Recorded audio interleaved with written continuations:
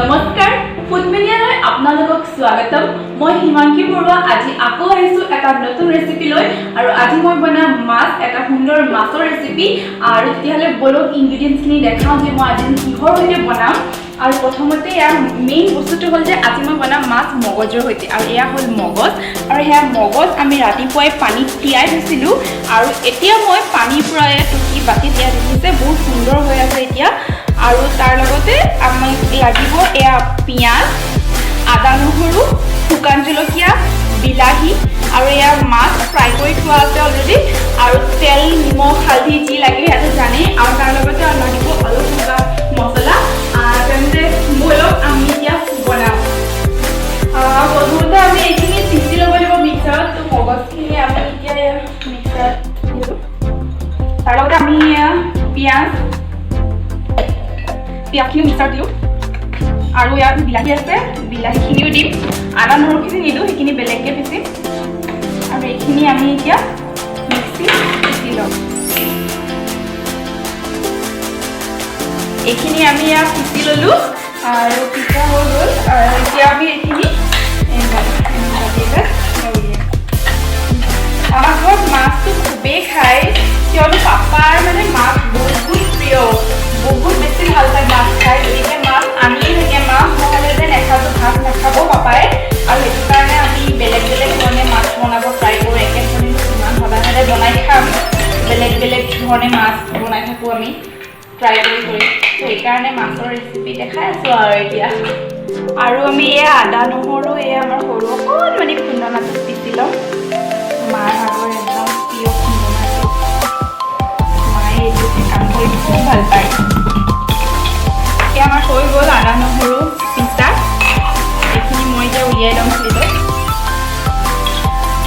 আমি কেৰাহী পাতি লৈ গৰম হ'ল আৰু এতিয়া তেল দিম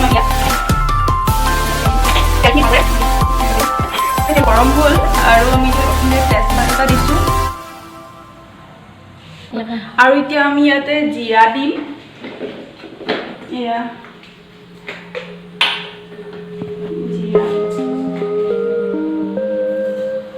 জিৰা দিলোঁ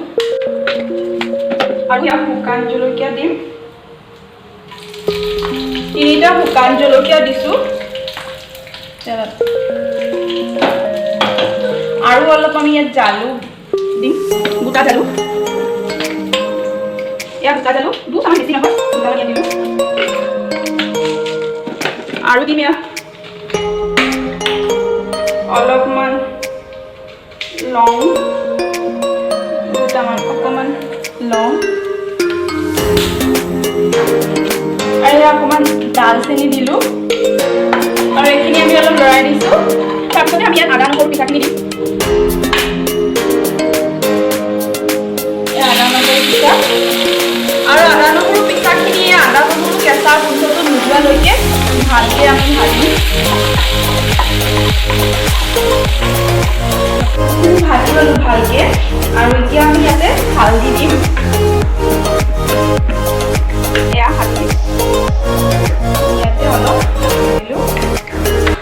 আকৌ এইখিনি ভাজি লগাই আকৌ অকণমান অলপ ভাজি দিয়া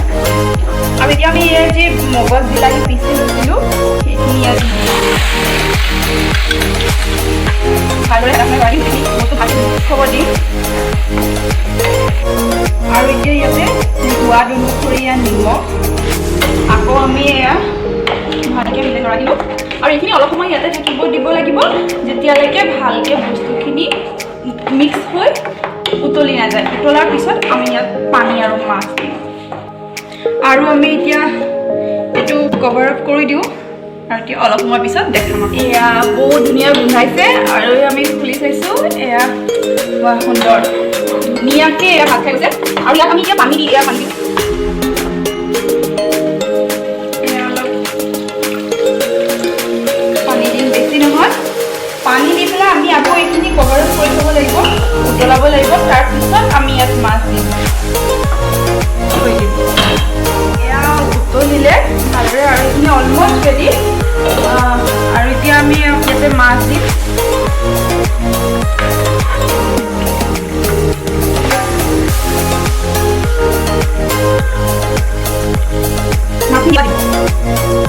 মাছ দিয়াৰ পিছত আমি এতিয়া মছলা দিম আমি অলপ জিৰা ধনিয়া দিছোঁ অপশ্যনেল হয় আপোনালোকে নিদিলেও হয় মই অলপ গোন্ধটোৰ কাৰণে দিছোঁ আৰু অলপমান গৰম মছলা আৰু এয়া অলমষ্ট ৰেডি হ'ল আমি ভালকৈ এইখিনি মিহলাই দিলোঁ এইখিনি এতিয়া আমি অলপ 2 মিনিটমান থাকিব দিম তাৰপৰা অলমষ্ট এইখিনি ৰেডি হৈ গ'ল খুব সুন্দৰ আৰু এতিয়া আমি এইখিনি চাৰ্ভিং বলত উলিয়াই ল'ম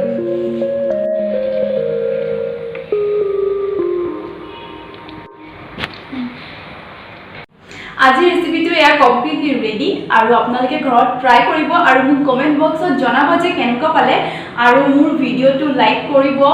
শ্বেয়াৰ কৰিব আৰু প্লিজ যদি মোৰ চেনেলটো ছাবস্ক্ৰাইব কৰা নাই তেন্তে ছাবস্ক্ৰাইব কৰিব আৰু চাই থাকিব ফুড মিডিয়া